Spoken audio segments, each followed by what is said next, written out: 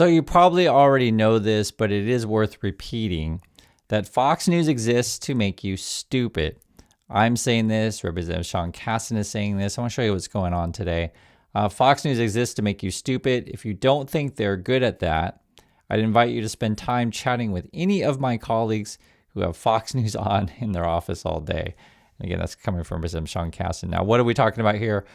Fox News is running old footage of Trump at a transfer of a soldier who died.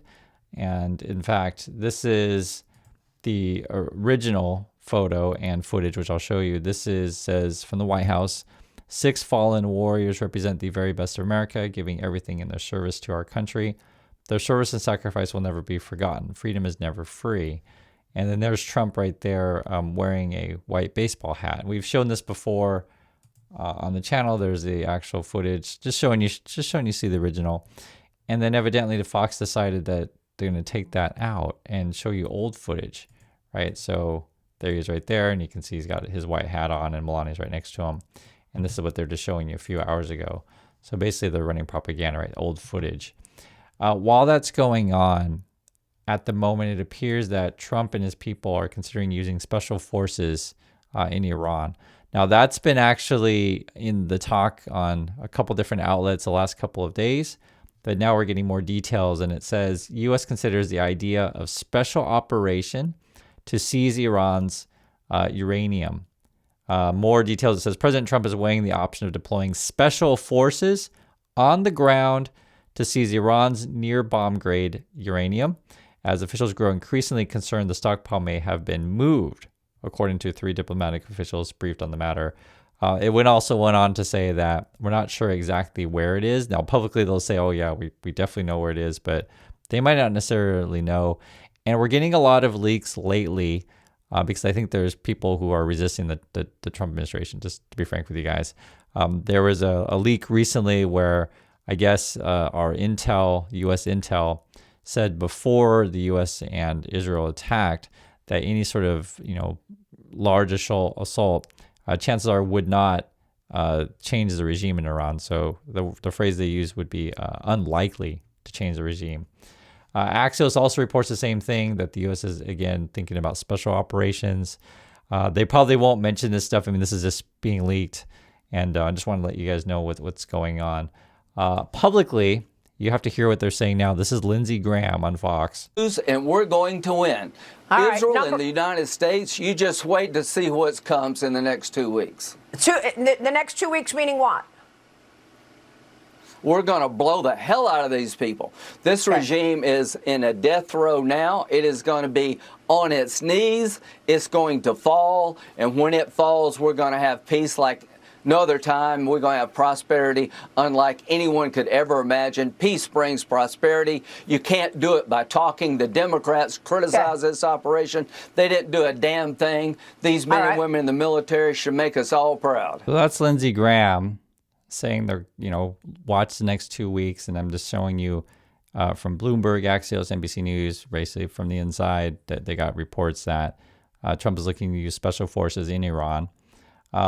This person writes, quote, blow the hell out of these people. Sounds like indiscriminate bombing to me, or bombing that isn't going to be fussed with civilian casualties.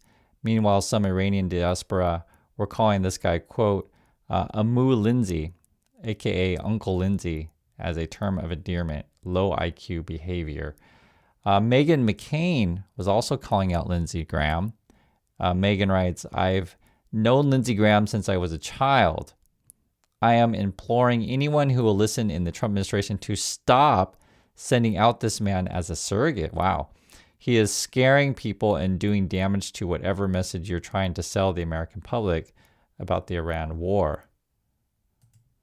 Okay. This is Lindsey also talking about expanding the war. Where to start? Number one, how are you going to better secure the Strait of Hormuz so that we don't see more spikes in the price of oil? Number two, are you telling us you want the United Arab Emirates and the Saudis to lash out and strike Iran right now? I want them to get in the fight. We sell them weapons. Iran is striking their country. They have good capability. About the Strait of Hormuz, what if the regime fell? then you never had anybody in Iran in the future that wants to close the strait. What if you had Iran with people who don't want to build a nuclear weapon to kill us all? What if you had Iran in the future that doesn't support Hezbollah, Hamas, and the Houthis? That's where we're headed. Donald J. Trump is going to bring this terrorist regime down. We're going to have partners in Iran, and we're going to open up a gateway to peace. This won't fix itself. Every other president has talked about doing it. President Trump is in the process of doing it. They're going to lose, and we're going to win. Israel and the United States, you just wait to see what comes in the next 2 weeks. So that's Lindsey Graham talking about basically expanding the war, wants UAE to get involved. Let me show you the latest. This is from the Wall Street Journal. It says attacks on desalination drag water supplies into the war with Iran. And it looks like multiple of these water desalination parts are being hit. I'll read a little bit. It says, an Iranian drone attack damaged a desalination plant in Bahrain, bringing the war to the oil-rich Persian Gulf most strategic resource, drinking water, right? That is a very serious thing. But it looks like multiple sides may be hitting water at the moment. Let me show you this, because this came out that said that, so you have like Iran attacking other countries' water, and then I guess UAE has reportedly attacked Iran for the first time ever, joining Israel and the United States with strikes by the Emirati Air Force targeting an Iranian desalination facility. Okay, now let me make this clear. I'm not actually sure, because this is first Wall Street Journal saying one side attacked another's water. Then you got this other, saying one side attacked another's water. And then I see this. This is in local news here in Korea. Just came out. UAE denies attacking Iran's desalination facilities. Israeli media reported UAE's first retaliatory strike. UAE claims fake news amid regional tensions. It's hard to say. Someone wrote here. Ali Numami, chairman of the UAE's National Defense Committee, denies the UAE attacked the desalination plant. Quote, the UAE will never place the Iranian people in the same basket as the Iranian regime. The Iranian people are the real victims of that regime and the ones who suffered the most from its policies. As neighbors, we recognize this reality and we care about their well-being. So I really don't know what's going on. This was another quote here. It says, this is fake news. The UAE didn't do it. So it's really hard to say. I'll be frank. I really don't know. But if that is indeed the case, that multiple sides are going after water, that is attack on the civilian population. And as I showed you guys before in a prior video, there was someone on the ground in Iran, and the reports have been it's basically raining oil essentially, and the drinking water is unsafe. This is Tehran this morning. Yes, this morning. Thick black clouds are covering the sky. Oil and ash are raining down on the streets. War is hell.